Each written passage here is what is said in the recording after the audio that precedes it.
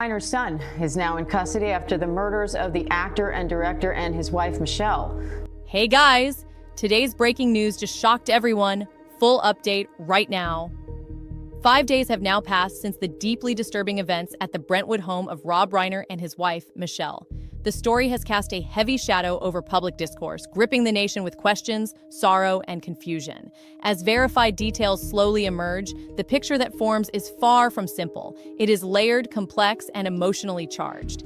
Investigators, working meticulously, have begun to piece together a timeline that suggests the night of December 13th, 2025, was marked by a confrontation of profound intensity, unfolding in the intimate spaces of the Reiner home, spaces once associated with comfort, family, and safety. Authorities emphasize that the incident appears personal, stemming from internal dynamics rather than any outside interference. According to law enforcement, the sequence of events involved heightened emotions that spiraled beyond control, leaving outcomes tragically irreversible.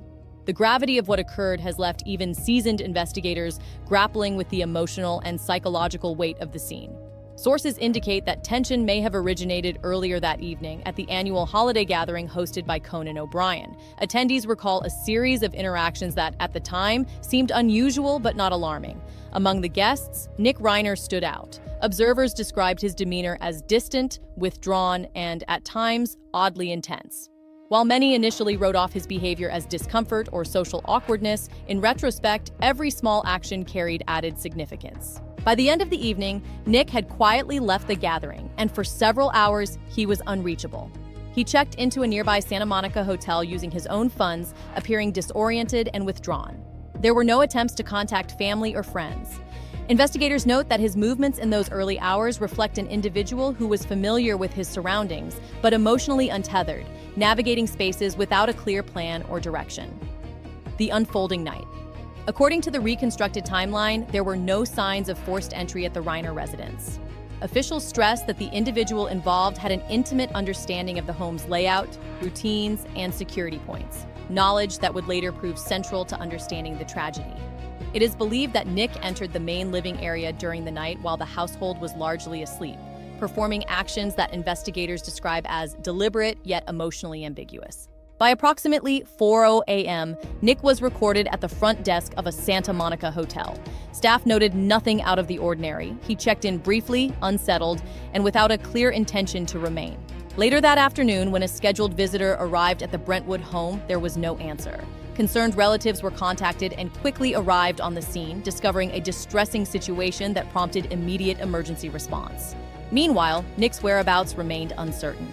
Surveillance footage later placed him at a gas station near Exposition Park, where he completed a routine transaction. Calm enough to avoid drawing attention, he nevertheless appeared tense and preoccupied. Law enforcement eventually located and detained Nick without incident. Medical findings would later indicate that the injuries sustained by Rob and Michelle had occurred several hours before they were discovered, prompting investigators to re-examine timelines and reconstruct the night in painstaking detail. The scene inside. Forensic analysis revealed that the object involved in the incident was not brought in from outside. It was a household item, easily accessible and requiring no advanced preparation. This detail underscored the critical element of familiarity. Nick moved through the Reiner home with unsettling ease. Investigators described the scene as profoundly overwhelming, highlighting how a residence that had been a sanctuary for family life became the center of a harrowing tragedy.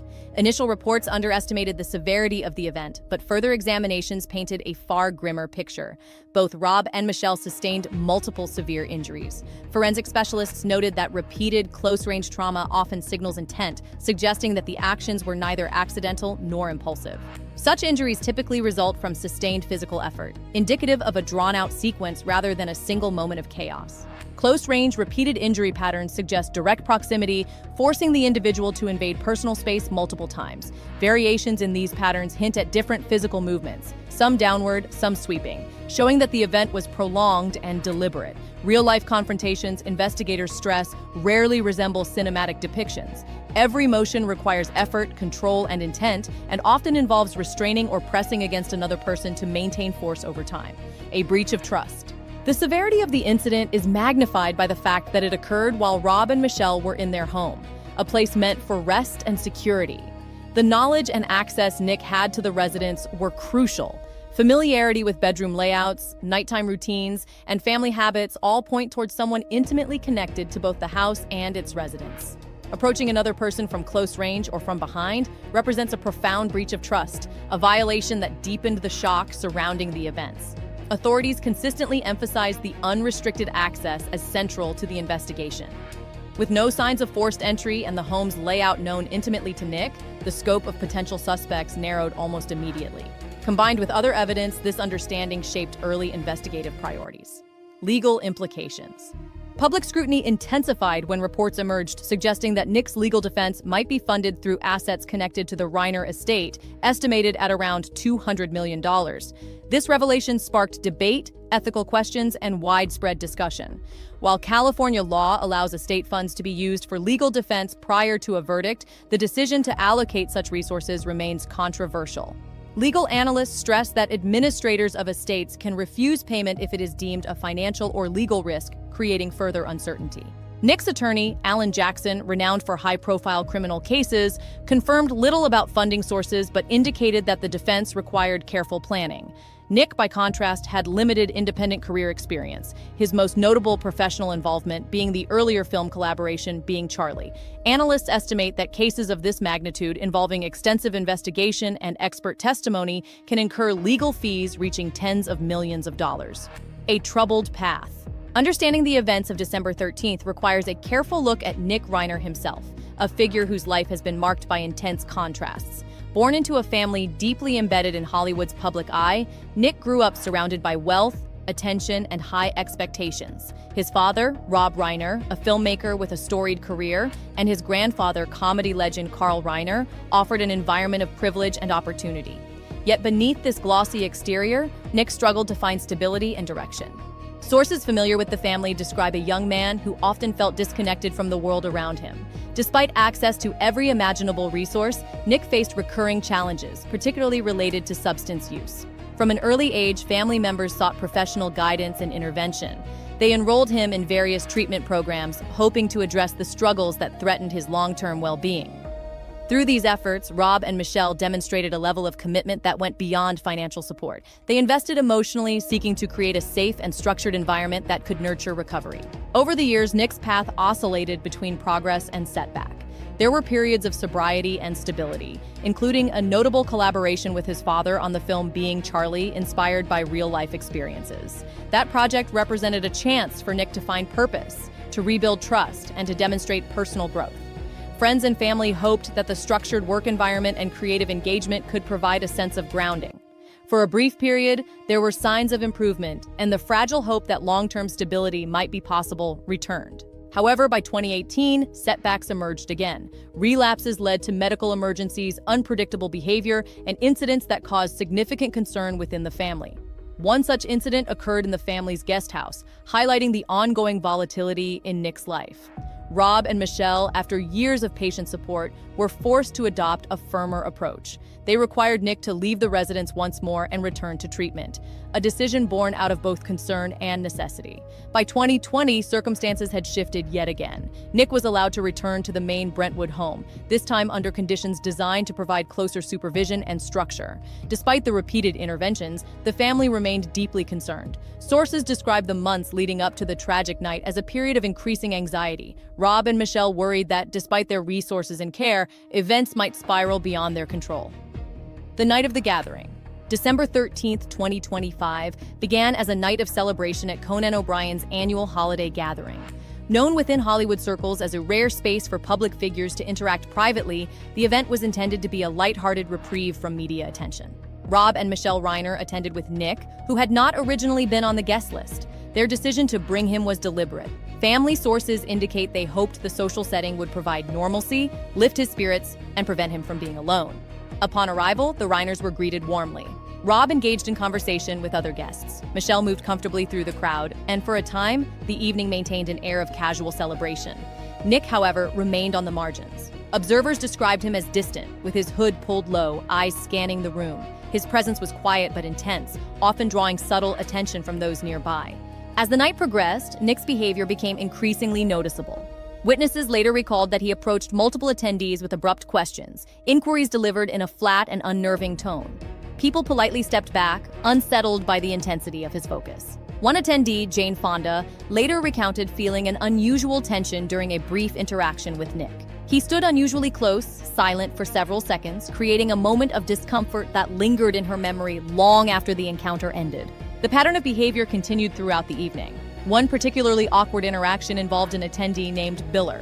Nick reportedly interrupted a private conversation, repeating the same abrupt questioning observed earlier. Witnesses recalled that for several long moments, Nick remained motionless, staring silently before walking away. Those nearby sensed frustration in his body language, and a subtle shift in the room's energy followed. Laughter faded, conversations paused, and an uneasy silence swept across the gathering. Recognizing the growing tension, Rob Reiner attempted to intervene. Witnesses described him pulling Nick aside near a quieter hallway, speaking in a measured but firm tone. He addressed concerns about Nick's behavior, urging him to regain composure. Michelle Reiner remained close, alternating between calming Rob and speaking directly to Nick, attempting to de-escalate the situation. Despite these efforts, tension continued to mount. Nick's responses grew sharper, his tone louder, and the exchange lasted several minutes, long enough to leave a noticeable impression on surrounding guests. Eventually, Rob and Michelle made the decision to leave the party. Witnesses recall that the couple appeared concerned, frequently glancing back toward Nick as they exited. The protective care and worry evident in their expressions now take on a more haunting significance. Nick remained behind, withdrawn and silent, a presence that left multiple guests unsettled. The evening, initially intended to foster celebration and connection, ended with a sense of unease, a foreshadowing of the tragic events that would soon unfold. The hours after the gathering.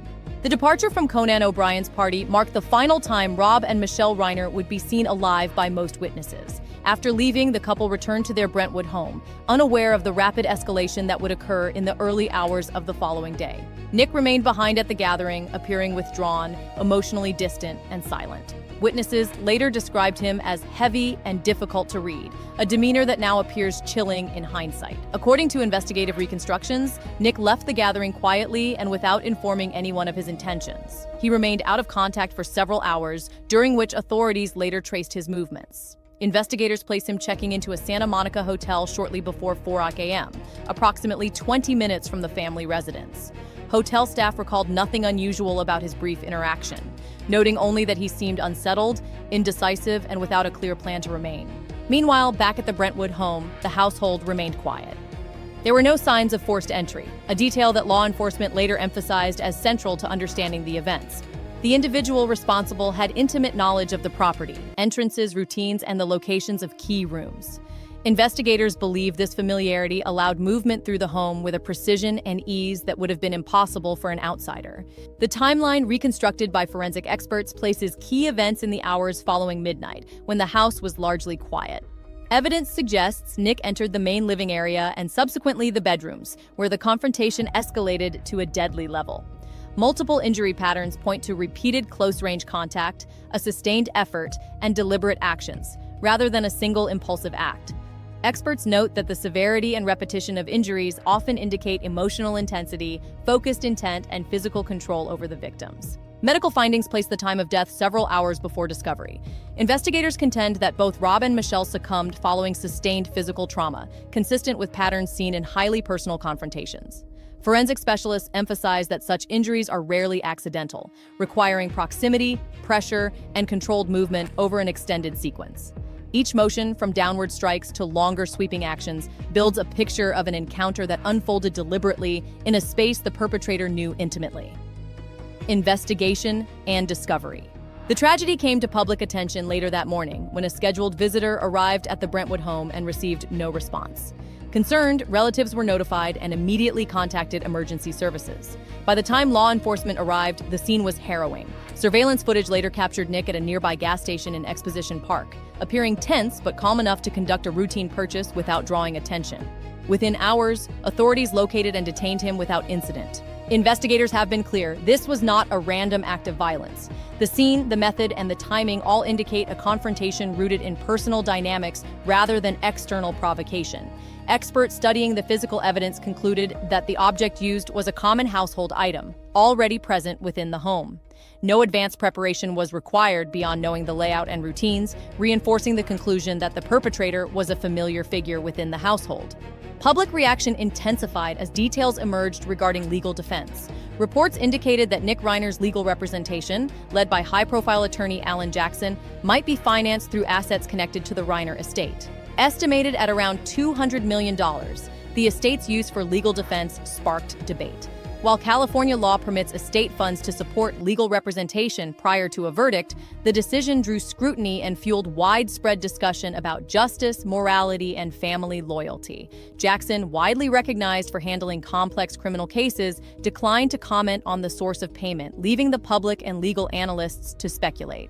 The first court appearance marked a transition from speculation to formal legal proceedings. Nick appeared at Los Angeles County Jail, facing serious charges related to the deaths of both parents. The judge approved a request to delay formal arraignment until January 7, 2026, citing the need for the defense to prepare. The only public statement from Nick occurred when he quietly consented to the delay, leaving observers with lingering tension and unanswered questions. Public scrutiny and context. The broader context of Nick Reiner's life has become central to public understanding of the case. Investigators have documented a history of substance-related struggles, periods of instability, and repeated attempts at rehabilitation. Friends and family recount years of effort, emotional investment, and financial support intended to help Nick find stability. Yet, despite extensive intervention, the situation escalated beyond the family's capacity to manage safely. In addition to the legal implications, the case has raised ethical and societal questions. How can persistent parental support coexist with the inability to prevent tragedy? To what extent do family wealth, public scrutiny, and mental health challenges intersect to produce outcomes that even well-resourced households cannot control? Analysts note that jurors in Los Angeles County may weigh these factors carefully, balancing compassion, accountability, and evidence-based evaluation. Looking at the broader timeline, the events of December 13th highlight a confluence of risk factors: heightened emotion, personal knowledge of the household, and long-standing behavioral challenges. Investigators continue to reconstruct the night, relying on forensic evidence, surveillance footage, and witness testimony to establish a verified sequence of events. Key individuals who may provide critical insight include prominent figures from the entertainment industry, friends of the Reiners, and those who observed Nick's behavior leading up to the tragedy. Legal experts predict that the trial, potentially beginning in late 2026 or 2027, will focus on deliberate intent, forensic reconstruction, and the role of mental health in evaluating criminal responsibility. Prosecutors are expected to highlight evidence of sustained action, prior tension, and subsequent behavior. Defense strategies may invoke considerations of mental state, historical struggles, and potential mitigating factors. Regardless of the approach, the case represents one of the most complex and high-profile criminal proceedings in recent memory, with public interest remaining intense. As the investigation and legal process continue, the story of Rob, Michelle, and Nick Reiner remains unfinished. It is a narrative of care, struggle, privilege, and tragedy, one that reflects the intricate interplay of family dynamics, personal challenges, and the unforgiving weight of consequences. Observers and community members alike continue to follow developments closely, seeking understanding, closure, and accountability in a situation that has left a profound mark on both private and public life, trial projections, and legal strategy. As the case moves from investigation to courtroom proceedings, attention has turned squarely to legal strategy. High-profile attorney Alan Jackson, renowned for representing complex criminal matters, is tasked with constructing a defense under intense public scrutiny. Sources close to the legal team indicate that early considerations focus on both procedural and substantive aspects of the case, including access to evidence, expert testimony, and potential mental health defenses. Jackson has reportedly emphasized the importance of thoroughly reviewing the reconstructed timeline, forensic findings, and surveillance material. Investigators collected extensive footage from the Brentwood residence, nearby security cameras, and surrounding streets. Each clip provides critical insight into Nick Reiner's movements in the hours before and after the incident. Legal analysts note that such evidence is crucial in establishing both presence and intent, and it is likely to play a central role in the prosecution's case. Experts caution that arguments relating to substance use, mental health, or diminished capacity will face strict scrutiny. California law typically requires clear and compelling evidence of mental incapacity at the time of the crime for a defendant to mitigate responsibility. Behavior indicating deliberate movement, preparation, or awareness can counteract claims of impaired judgment. In this case, investigators have emphasized the calculated nature of the actions, pointing to repeated access to the home, knowledge of family routines, and intentionality in the sequence of events. The anticipated trial, projected for late 2026 or possibly 2027, may feature testimony from prominent figures within the entertainment industry. Witnesses such as Conan O'Brien, Larry David, and Billy Crystal could provide context regarding the social gathering, behavioral observations, and interactions with the Reiner family. Legal analysts predict that courtroom testimony from these figures will be emotionally charged, highly detailed, and likely to influence both jury perception and public understanding. Financial considerations also remain under scrutiny. With speculation that Nick's legal defense may be funded through estate assets, observers have questioned the ethical and logistical implications. While California law allows such arrangements prior to a verdict, the scale of potential fees, likely reaching millions of dollars, underscores the high stakes involved in both the trial and public perception. Questions of fairness, family loyalty, and moral responsibility continue to dominate discussions outside the courtroom.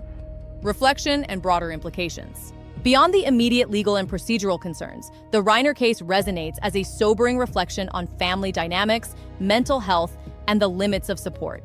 Nick Reiner's struggles with substance use, instability, and repeated cycles of rehabilitation highlight the complex interplay between personal challenges and environmental factors. Despite decades of parental care, guidance, and intervention, circumstances escalated to a tragic conclusion, underscoring the unpredictable nature of human behavior even in well-resourced families. The events leading up to the tragedy also reveal the delicate balance between privilege and accountability. Nick grew up surrounded by fame, resources, and opportunities, yet repeatedly struggled to find stability and purpose. The contrast between opportunity and outcome raises questions about societal expectations, mental health support, and the pressures placed on individuals in high-profile families.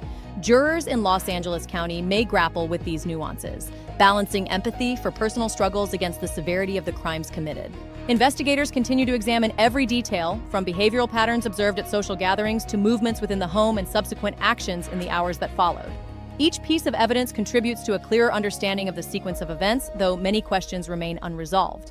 Legal experts emphasize that trial proceedings will determine both accountability and the degree to which mitigating factors may be considered, including historical struggles and potential mental health considerations. Public attention remains intense, fueled by the visibility of both the victims and the accused. Media coverage, social commentary, and widespread discussion underscore the broader societal interest in the case. For many observers, the Reiner tragedy serves as a stark reminder that even families with extensive resources and strong support networks can confront situations that escalate beyond control. As the Reiner family case continues to unfold, the focus remains on the upcoming trial, the presentation of evidence, and the enduring questions about responsibility, prevention, and the consequences of unchecked personal struggle. Rob and Michelle Reiner's legacy, shaped by decades of artistic contribution and public engagement, now intersects tragically with a deeply personal and unresolved family crisis. This story, marked by complexity, grief, and legal intricacy, is far from over. With court proceedings set to begin in the coming years, both the legal system and the public will continue to follow every development closely. The tragedy of the Reiner family serves as a profound example of the challenges families face when love, care, and intervention are no longer sufficient to prevent devastating outcomes. The tragic Reiner case. Opening hook. 5 days have passed since a deeply upsetting incident rocked the Brentwood home of filmmaker Rob Reiner and his wife Michelle. The story has left the public stunned, with each update revealing a more complex and somber picture. Tonight, we break down the timeline, the investigation, and what we know about the family's tragic situation. Timeline of events. Investigators reconstructed the night's events in painstaking detail. Sources indicate that tension may have started earlier at a holiday gathering hosted by Conan O'Brien. Witnesses reported that Nick Reiner, the couple's son, was acting noticeably off, moving through the party with a flat tone and abrupt questions. After the gathering, Nick reportedly left quietly and remained out of contact for several hours. He later checked into a Santa Monica hotel briefly, appearing unsettled. No forced entry was found at the Reiner home, and investigators confirmed that the individual involved was familiar with the house. Access knowledge that played a key role in the ongoing investigation. Medical findings suggest that Rob and Michelle sustained multiple severe injuries hours before being discovered, pointing to a prolonged and intentional confrontation rather than a single moment. Forensic experts emphasize that repeated close-range injuries indicate heightened emotion and deliberate action. Investigation details. Authorities have reviewed surveillance footage showing Nick at a gas station hours after the incident. He was located and detained without resistance, and medical evidence helped establish an estimated time frame for the deaths. Investigators believe a common household item already inside the home was involved, reinforcing the idea that detailed knowledge of the space was crucial. The scene inside the Brentwood residence was described as overwhelming, with medical findings confirming rapid physical collapse following the injuries. Investigators have focused on unrestricted access, familiarity with the home, and intimate knowledge of routines as central factors. Legal proceedings. Nick Reiner is facing 2 serious charges connected to the deaths of his parents. He is currently being held at Los Angeles County Jail and appeared in court for the first time with his attorney, Alan Jackson, who is widely known for handling complex, high-profile criminal cases. The arraignment was delayed until January 7th, giving Jackson time to prepare a defense. Legal analysts predict that the case will rely heavily on surveillance footage, forensic evidence, and witness testimony, including potential input from prominent figures like Conan O'Brien, Larry David, and Billy Crystal. Financial details of Nick's defense have sparked public discussion. Reports indicate that estate funds from Rob and Michelle Reiner may be covering legal costs. While this is legally permitted under California law, the decision has intensified debate about ethics, family loyalty, and the scale of high-profile defense fees. Family background. Nick Reiner grew up surrounded by fame and resources as the son of Rob Reiner and grandson of comedy icon Carl Reiner. Despite extensive parental support, including multiple treatment programs for substance-related issues, he struggled with stability throughout his life. Rob and Michelle Reiner offered emotional and financial support, providing opportunities for rehabilitation, a home, and creative collaboration. Yet repeated cycles of relapse and instability left the family concerned for years. Even with structured attempts at supervision and support, the situation ultimately escalated beyond their control. The holiday gathering. The December 13th holiday party at Conan O'Brien's home played a crucial role in the timeline. Witnesses report that Nick's behavior drew attention, appearing flat, disengaged, and intense in his interactions. Tensions escalated when Rob pulled Nick aside, attempting to calm the situation. Despite these efforts, the night ended with concern and unease, an atmosphere that now feels ominous in retrospect. Broader implications. This case raises difficult questions about family dynamics, mental health, and accountability. Despite years of care, repeated intervention, and access to resources, the tragedy demonstrates that persistent support does not always prevent devastating outcomes. Legal experts note that California law will weigh deliberate actions, intent, and access to evidence heavily. Substance use and personal struggles may provide context, but rarely remove criminal responsibility. Observers also recognize the challenge jurors will face, balancing empathy with the severity of the acts. Closing. The Reiner case remains active, with investigations ongoing and a trial anticipated in late 2026 or 2027. As more evidence emerges, public attention will continue to focus on the legal process, family history, and the broader questions raised by this tragic story. Thank you for staying informed. Please like, share, and subscribe to follow updates as the case continues to unfold.